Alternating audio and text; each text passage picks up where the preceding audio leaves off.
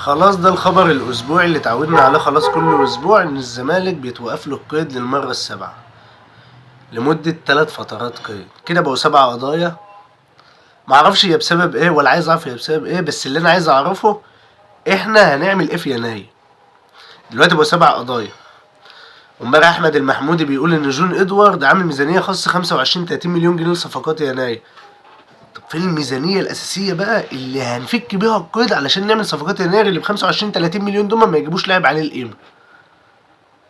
أنا مش فاهم احنا رايحين لفين، مش فاهم ايه اللي بيحصل، مش عارف حسين لبيب فين من كل ده.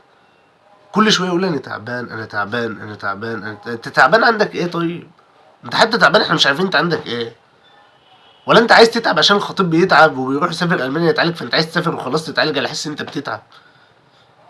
يعني انت بتفهمش في الاداره ولا اللي معاك بيفهموا في الاداره؟ قاعدين في النادي ليه؟ حاربتوا ليه علشان تبقوا مجلس اداره الزمالك؟